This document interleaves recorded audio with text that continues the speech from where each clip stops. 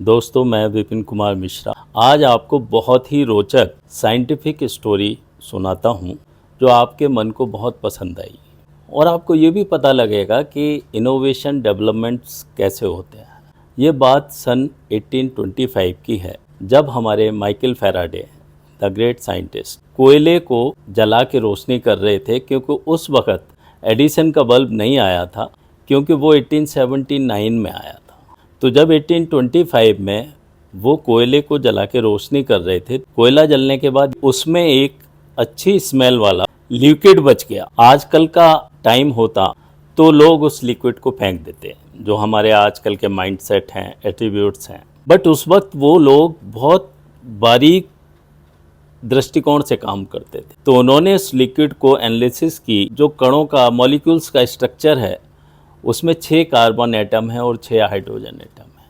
उस ज़माने तक एल्कीन एल्काइन डेवलप हो चुके थे, CH4 C2H4 C2H2 सबको पता था ये अपना सैचुरेटेड हाइड्रोकार्बन है, अनसैचुरेटेड हाइड्रोकार्बन है। लेकिन C6H6 का फॉर्मूला 1825 में फैराडे ने बता दिया था कि ये लिक्विड C6H6 है, बट इसका स्ट्रक्चर क्या है ये उनको नहीं पता था। और इसी तरीके से लगभग 30 साल से ज़्यादा बीत गया और 1865 में लोग ये सोचते रहे 30 साल कि C6H6 को हम क्या कहेंगे। इसी बीच में एक साइंटिस्ट ने, जब कोई डेवलपमेंट नहीं हुआ, तो इसका नाम बेंजीन रख दिया। 1865 में केकुले जो साइंटिस्ट थे, उनको एक सपना आया। वो बार बार यही सोचते रहते थे कि मैं इस C6H6 को कैसे इसका स्ट्रक्चर दूं। तो एक सपना आया उन्हें कि एक स्नेक है, अपने मुंह से पूंछ को लगा के, और एक सर्कुलर बैठा हुआ है। 6 कार्बन 6 हाइड्रोजन एटम का जो शेप बनता है वो हेक्सागोनल बनता है। उन्होंने एक हेक्सागन बनाया और हर एक पे CH CH CH CH लिख दिया। बट बॉन्डिंग का अभी भी कन्फ्यूजन था, तो उन्होंने स्नेक से प्रेरित होकर उसके अंदर एक रिंग डाल दिया।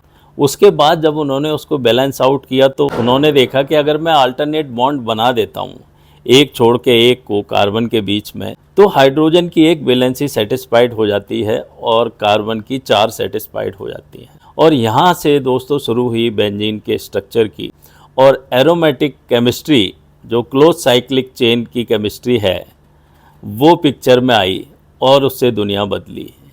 चाहे वो ग्लूकोज हो, चाहे बेंजीन हो, या बेंजीन के बाई प्रोडक्ट्स हों, वो सारे पिक्चर में आए और कहानी आगे बढ़ी। फिर आगे जाके इसमें उन्होंने देखा sp2 हाइब्रिडाइजेशन है, पाई बॉन्डिंग ऑफ इलेक्ट्रॉन होती थी, क्योंकि आपके जो एल्केन्स होते थे उसमें सिग्मा बॉन्डिंग होती थी, और उसमें sp3 हाइब्रिडाइजेशन होता था। क्या होता है, आज की दुनिया में हम लोग एप्लाइड पे ज़्यादा फोकस करते हैं। एप्लाइड पे फोकस करने का मतलब ये है कि जो चीज़ इन्वेंट हो चुकी है, हम उनको भोगने में ज़्यादा विश्वास करते हैं। अगर ऐसा उन्होंने भी सोचा होता तो कभी बेंजीन का स्ट्रक्चर पिक्चर में नहीं आता। हमें बहुत ज़्यादा फोकस करना चाहिए अपने कामों पे।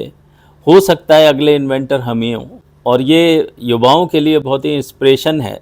हम जो भी काम करें, हम ये देखें कि हम इससे कैसे एरिना को चेंज कर सकते हैं, पूरे साइंटिफिक एरिना को एक नया क्लाउड फॉर्म कर सकते हैं। That's very important. Thank you.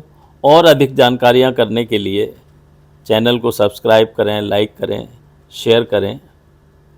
और मैं विपिन कुमार मिश्रा इसी तरह रोचक कहानियाँ आपके सामने लाता रहूँगा, साइंटिस्टों के बारे में बताता रहूँगा और आपको प्रेरित करता रहूँगा।